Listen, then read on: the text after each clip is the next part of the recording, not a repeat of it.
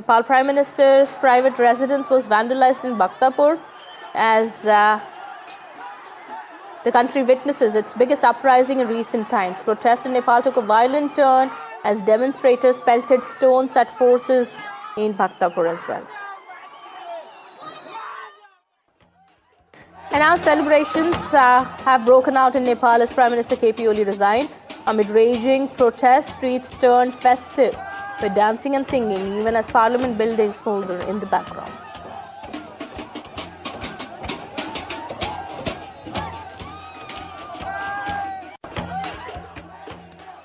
All right, we have now latest visuals coming in from Nepal, where celebrations have started on the ground. Even as we understand, KP Sharma Oli has quit from his post as the Prime Minister. The protesters, the Gen Z protesters, are seen celebrating on the streets of Nepal.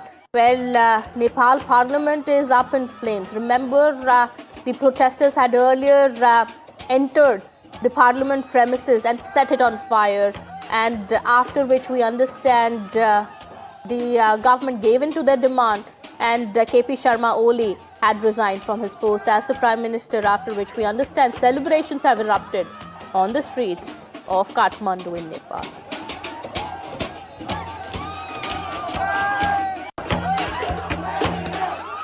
Well, what was most obvious today that was on target of the protesters were every symbol of the present government. The private residence of Prime Minister KP Sharma Oli was targeted in Balkot. Protesters posted social media videos of themselves barging inside the house of President Ramchandra Paudel. Several people could be seen going up a flight of stairs and pulling down his portraits. Demonstrators had gathered near Oli's house in Balkot and demanded that he be punished for the death of 19 people.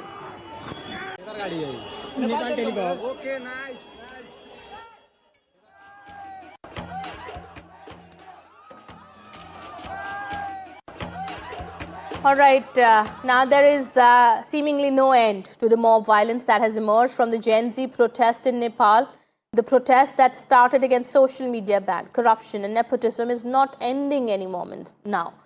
Well, angry crowd was seen charging towards Nepal government officials as Prime Minister KP Oli resigned, and the protesters targeted former Prime Minister Sher Bahadur as well.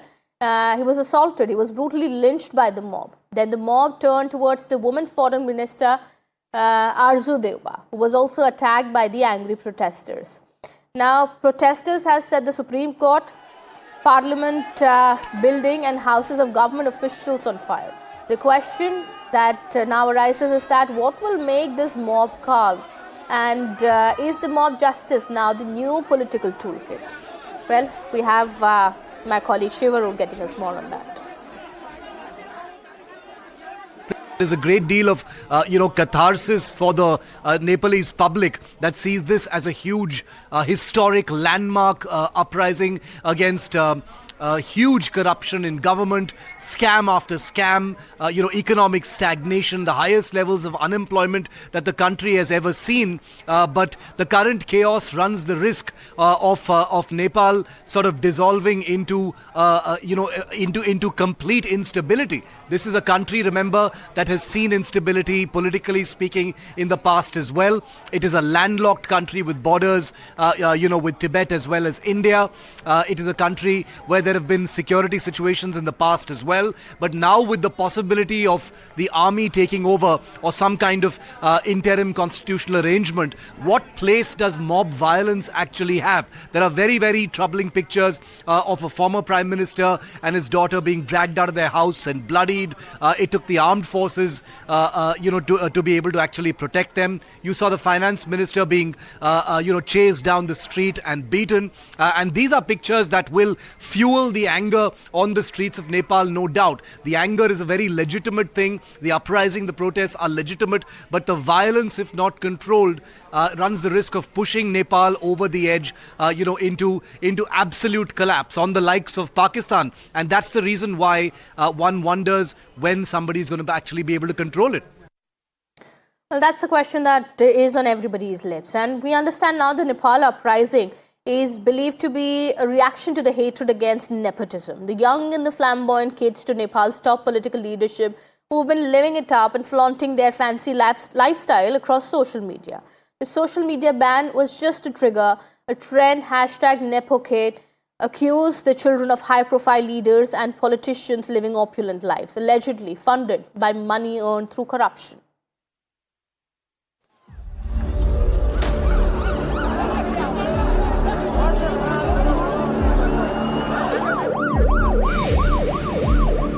Nepal is seeing an uprising led not by political veterans, but by Gen Z. Teenagers and young adults are flooding the streets, furious over a sweeping government ban on their digital lifelines.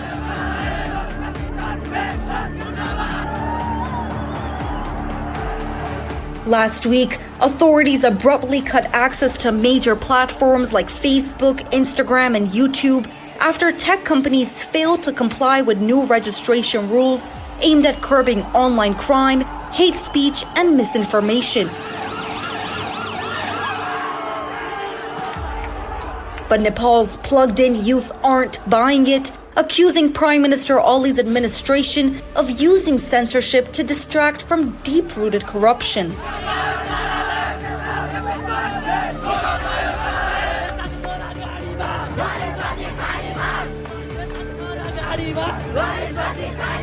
Online, a viral trend dubbed the Nepo Kids campaign is exploding. Gen Z is calling out the privileged children of powerful politicians, flaunting designer brands, foreign degrees and luxury holidays, while everyday Nepalese struggle to survive. Nepal सरकार एकदमै अब झुट बोल्नु पर्छ झुट नबोल्दिन म नेपाल एकदमै गरिब देश हो मान्छेले सरकारले तलब खान्छन् 77,000 75,000 अनि विकली मल्दिभ ट्रिप युरोप ट्रिप कहाँबाट आइराछ त हाम्रै ट्याक्स भरेको पैसाबाट अब यदि त ट्याक्स तिरेको पैसा सही ठाउँमा लगानी भएको भए अहिले हामी भत्केको रोडमा हिँड्नु पर्थ्यो त यो त्यही भएर करप्सन त भएको छ. The military has been deployed across Kathmandu and a curfew has been imposed. Still, protesters vow to return. And as for Prime Minister Ali, he says the social media ban is here to stay. For Nepal's youth, this isn't just about YouTube or Instagram. It's a call for accountability and a demand to be heard. Samya Afsar, NDTV World.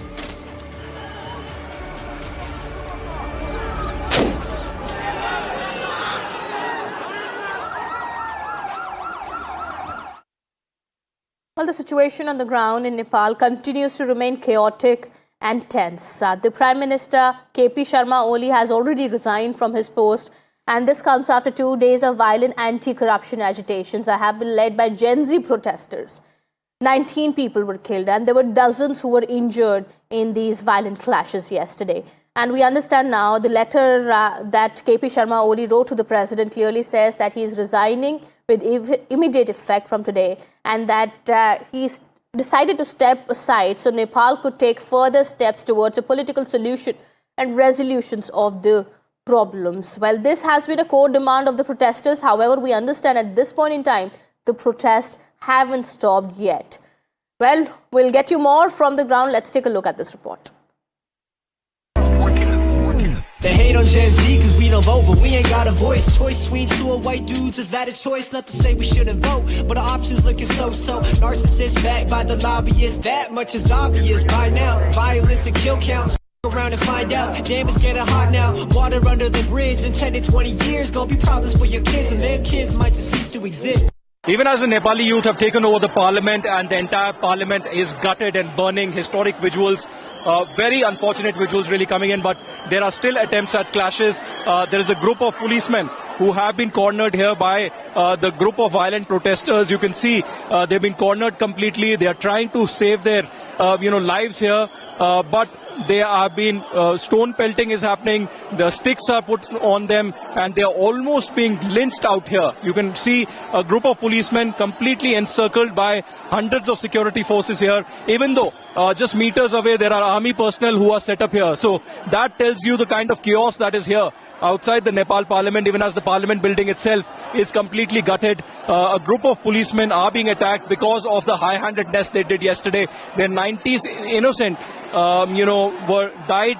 And of course, more than 500 innocent youth were injured as well. You can see these dramatic visuals of police being cornered out here, right outside the Nepal parliament, and clashes erupting, tempers really high, even as the clashes between protesters and police continue inside and outside the Nepal parliament. All right, let's also now listen into what these Gen Z protesters on the ground have to say about the current situation in Nepal. हमारा देश फेरि उठेगा, हमारा सिर फेरि वो माथि उठेगा और हमारा सिर ये नेपाल का सिर है। संसार का लोग ने देखता है अब ये नेपाली क्या है। नेपाली बहादुर है, नेपाली शक्तिशाली है, नेपाली सब कुछ करना सकता है, ये गुलाम नहीं है। अब स्टूडेंट को ऐसे तरीके से मारेंगे तो कौन सा देश चलेगा? ये सब बहुत क्रूरल देश जैसा हो गया, क्रूरल शासन हो गया। ये तो गोली का शासन ऐसा नहीं चलता है, कोई देश में ऐसा नहीं चलता है। ये एशिया में ऐसा कम्युनिस्ट शासन जाता है, इतना छोटे देश में तो कैसे चलेगा? ये कभी भी ऐसा नहीं चल रहा है। हम लोग का डेमोक्रेसी लाया, इतने आदमी मर मर के डेमोक्रेसी लाया। ये ऐसा डेमोक्रेसी किसको चाहिए? किसी को डेमोक्रेसी ऐसा नहीं चाहिए। जैसे आप लोग देख रहे हैं, आज हमारे नेपाल में संसद भवन ने पूरे जनता ने मिलके, जेनजी ने मिलके आज आग लगा दिया है। कल नेपाल पुलिस ने जितना ज्यादा किया है ना, कल कमती में 19 लोगों को, स्टूडेंट को नेपाल पुलिस ने गोली मारा, चुन के गोली मारा। उसने गोली मारने का एक तरीका होता है ना, गोर में मार के उसे घायल कर देने का, पर वैसा नहीं किया उसने सीधा यहाँ पर मारा है, डायरेक्ट वो मर गया है। और ये सरकार ये जो हुआ है ना, ये इतना कुछ ये सोशल बैंडिंग के लेके नहीं हुआ है। हम लोगों को चाहिए यूथ लीडर चाहिए। अब हम लोग परिवर्तन खोज रहे हैं। Prime Minister has resigned, but that is not enough. The youth over here, they won't be satisfied just by the resignation of Prime Minister. We need Prime Minister to be in front of the people and be sorry for all the killings that he has done yesterday. Our friends, more than 20 friends have been killed, and many of the youths have been injured. They have been shot by bullets on their chest, on their legs, and many body parts. So we need all those corrupt politicians and corrupt politics to be completely extinct. We don't need any of these corrupt politicians here in Nepal. All right, the situation continues to remain tense, and there are also reports now coming that the former Prime Minister now, KP Oli, could be leaving the country. However, there have been visuals that came in earlier when Oli was seen leaving in a chopper, but what's his location at the moment, nobody really knows. Now, even as the situation continues, the chaos continues to unfold here in Nepal, we are now learning politics has erupted here in India. The opposition has now warned that Nepal-like situation can happen in India also. We have Sanjay Raut now saying that a 75-year-old dictator won't be spared. He is hinting at Prime Minister Modi. The Aam Aadmi Party also has reacted, saying that Indian youth will also awaken. Well, this is the big breaking news coming in amid the uprising in Nepal. We understand politics has also now erupted in India here, even as situation continues to unfold in the neighboring country. The opposition here warning the government, saying that the situation that has been unfolding in Nepal, a similar situation, could happen in India also. Well, the Aam Aadmi Party says that it's time for Indian youth to awaken, and that's a possibility also. Sanjay Raut saying that 75-year-old dictator won't be spared. Well, political reactions coming in from the opposition camp at this point in time, even as we understand India is keeping an eye on the situation here unfolding in the neighboring country, and the opposition says that now what has happened in Nepal can also happen in India. Well, you have the Aam Aadmi Party, the Sena UBT reacting to the political unrest in Nepal, even comparing the situation with India, saying that the situation in Nepal, what has happened in Nepal, could also happen in India, and it's not too long that it could, happen here in our country as well. Sanjay Raut, also of the Sena UBT, has said that it's a 75-year-old dictator who's not going to be spared by the public here. Aam Aadmi Party has also reacted. We have reactions coming in from the BJP also. We'll just go to that in just a bit. My colleague Ishwarya is now joining us on the broadcast, getting us more on that. Ishwarya, we understand the situation continues to remain quite volatile in Nepal, but politics now erupting in India, with the opposition comparing the situation in India with Nepal, saying that the day is not far away that a similar situation could happen in India as well. Well, certainly the leaders which are the part of government, be it from the Bharatiya Janata Party or the NDA, have clearly stated that they are worried about the ongoing situation in Nepal. It's a long relation that India holds with Nepal. A relationship of roti and beti is something that many of the leaders have called in, and they have stated that the situation must calm down very soon, because it's a neighboring country and India holds a lot of interest in our neighboring country, Nepal. But on the other side, it is the opposition parties which have gave some shocking remarks to what has been happening in the country like Nepal. It is the Aam Aadmi Party who first stated that it is the youth which has been awakened. The situation in Nepal has not been deteriorated. It has improved, is something Saurabh Bharadwaj of the Aam Aadmi Party had stated. In fact, he went on to say that the youth there have overthrown the corrupt government. The youth of Nepal are awakened, and they see good things happening on this. In fact, it is Sanjay Raut of the UBT Shiv Sena went on to say that the situation can arise in any country, and we should be careful enough. The similar kind of situation can happen in the country. This is a time that every political party should unite when it comes to a relationship with any foreign entity. The MEA have already issued guidelines to Indians not to travel to Nepal at this point in time. But certainly politics, on its peak when such a grave situation is happening over there. Quite shocking, actually, such statements coming in from the opposition camp here, Ishwarya. Is the opposition really waiting for such a situation to unfold here in India as well? Well, are they really going to, get political advantage by, asking, while cautioning the government or threatening the government over the same, saying that a similar situation could unfold in India? And that is what the government has been saying for far too long, that this is what the opposition really believes in breaking up the country. Well, that's certainly, opposition parties have to think upon and then later, comment on certain situations which are very, very sensitive in nature. Commenting like, certain situation can arise in India as well. The government should be cautious enough is certainly, at this point in time, very alarming statements.